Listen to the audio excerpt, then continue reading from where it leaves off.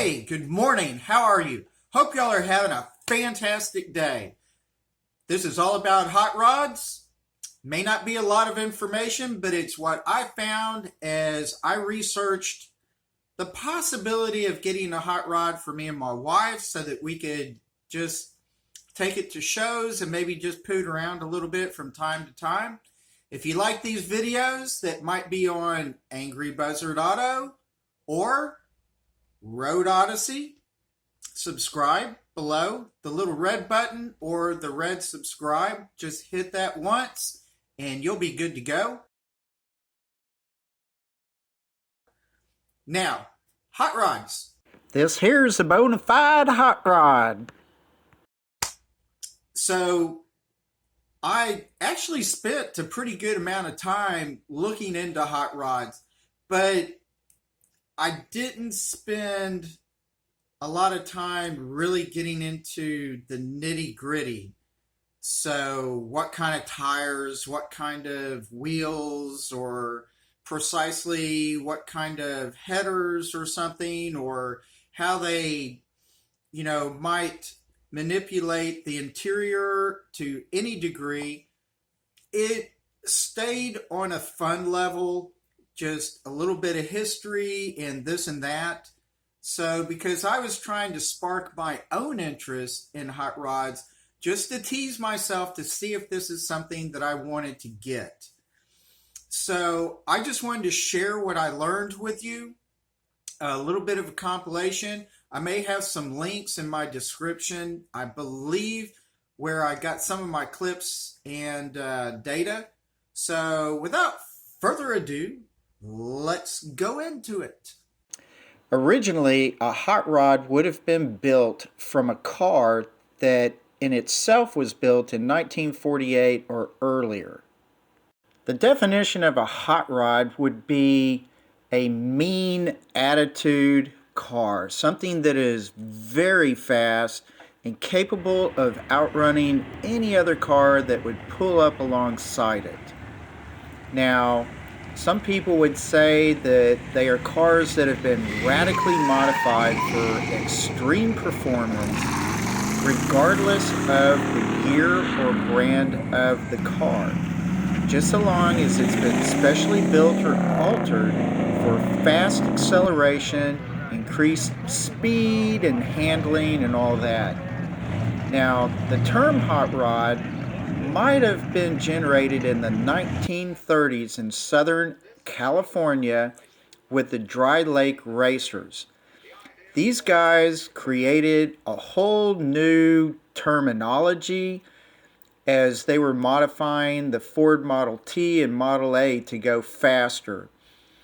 And the term hot rod might have come from when they switched out the camshafts to a higher performing camshaft, hence being a hot rod. The term hot rod could also have come from claims that the car was a stolen vehicle, hence being hot. Another idea of where the word hot rod came from was hotting up a car. In other words, modifying it for greater performance. Hot rods were not just lowered to the ground, they also did what was called channeling, which is where you lift the body off the frame, cut the floors loose, and then refasten them higher inside the body. The body's lowered back over the frame, and this causes the entire body to rest closer to the ground. So you've got a lowered body and possibly lowered suspension as well. Here's a quick list of pre-World War II hot rod modifications. So, of course, it's going to be a two-door American car. They'll be stripped down, no windshield, bumpers, fenders, running boards, convertible tops, hoods, or anything else that's not needed. Wheels and tires, they were changed for, of course, better traction and handling. And oftentimes you'll see a 1935 Ford wire-spoked wheels. They would try to get, of course, the biggest engines they could. A very common one was the Ford Flathead V8. They would retune it, give it a high-performance camshaft, bore it out, performance heads, and high-flow headers, or just straight pipe the thing as well. Here are some more examples from the dry lake racers at or before 1940. Of course, as time goes on, everything improves and gets bigger. So after World War II, you had headlight changes, brake changes, suspension, and even the engines. They kind of began actually moving from the Fords and Mercurys to the Chrysler Firepower V8, which was a predecessor to the Hemi. The most common cars that you would see set up as hot rods are the 1923 Ford Model T, also known as the T-Bucket, the 1930 Chrysler, 1932 Fords, like the Highboy, Lowboy, and the Coupes, and then later came the Ford Custom. Hi, young fella. Maybe we can do something for you. We'll have to make it snappy. You got any kind of an idea of what kind of car you're looking for? Do you think he's looking for a hot rod? This one here. Let's see if the door works. Give you one guess what the girl thinks. Yeah, everything works. Here's some cars that I looked at just for grins and giggles.